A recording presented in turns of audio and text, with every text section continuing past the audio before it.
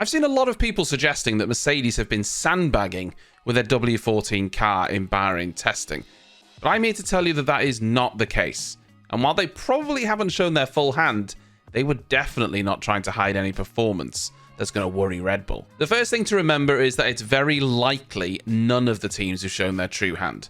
And what I mean by that is low fuel runs with maxed out engine modes. In fact, Ferrari, for instance, said they never ran low fuel the entire test. Their car always had high fuel in every run, which is why their tyre deg looked worse than maybe it really was.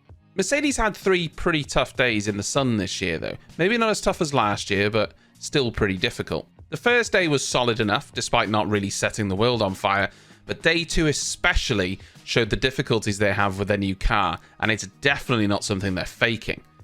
Lewis Hamilton especially really struggled to get any sort of traction from the rear axle, and he was regularly seen powering out of corners sideways. It's possible some of this is exaggerated by frustration, and they did say they didn't find the right balance for the car, and the car definitely looked better on the 3rd day, but Russell, for instance, didn't seem to have as many obvious issues as I saw with Lewis. But it really isn't a car that looks totally settled. They haven't found the sweet spot for that car yet, but hopefully in the first few races they will. On the flip side to that, if you watch the Red Bull out on that Bahrain circuit, it looks fantastic. The drivers, especially Max, aren't having to work at the wheel and take multiple attempts to get into a corner. It does seem to do exactly what the drivers want, and more importantly, it's predictable. The same can't be said of the Mercedes. It seems like it's an unpredictable car at the minute, and that's something they struggled with last year as well. Lewis Hamilton in an interview said that some of the balance problems they had with last year's car are still present with this one, and that will be a bit of a worry to Mercedes. It's not all doom and gloom though. In fact, Mercedes themselves used that exact term when trying to tell people that testing wasn't as bad as it looked. Hamilton himself said he's really happy the bouncing is gone and that the car's a good platform to start from.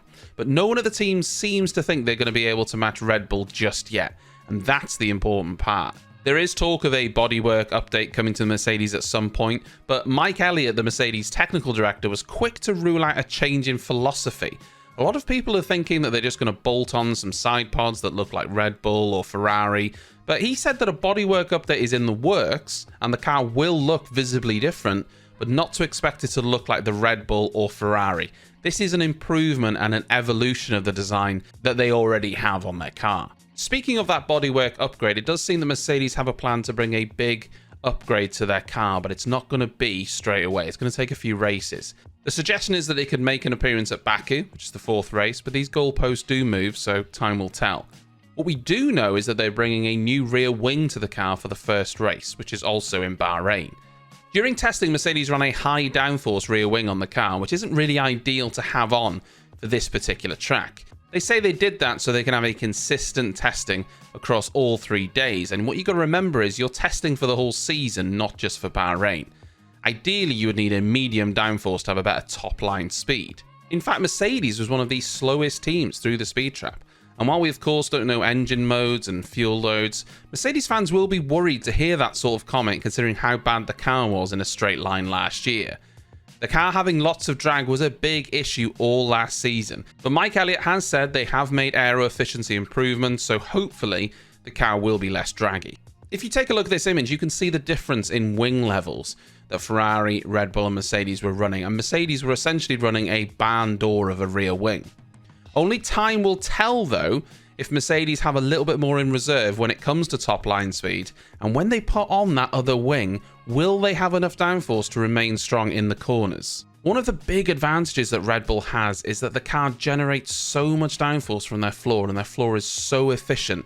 They can actually run lower wings to ensure that they're quicker in a straight line, and it's not going to impact their cornering advantage. That's also something Ferrari are trying to address this season. One other interesting thing that's been shown off really well during testing is just how much lower the Red Bull car sits to the ground compared to the Mercedes. The floor edge was raised this year by 15mm, which doesn't seem like a lot, but if you look at this image of the front bib on both the Mercedes and the Red Bull car, you can see just how much lower the Red Bull car sits.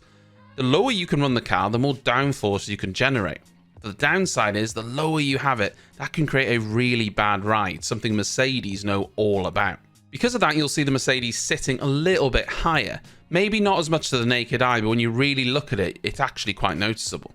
If you do have to run the car higher, this is going to give up outright downforce, but it's going to ensure that you're not bouncing. Red Bull have such a good suspension system and floor that they can run the car much lower, but not have any of the bouncing or porpoising issues that other teams face. Toto Wolff was actually quoted as saying if they ran their floor as low as Red Bull's, it would break in half. It's just another Adrian Newey masterclass. Of course, testing is not a true reflection of the team's order, because once again, we've no idea on fuel levels, engine modes. Every team is doing a different run plan, testing out their own little things.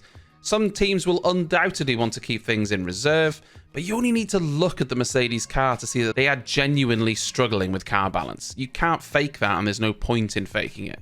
Also, this is only one track type. Just because your car works well in Bahrain doesn't mean it's going to be as good at other circuits and vice versa. Only when practice starts on Friday will we get a true idea of where teams actually sit. But it could be a really interesting fight for second place with Mercedes, Ferrari and Aston Martin all in the fight. Although I still think Red Bull will be quite a bit ahead of them all.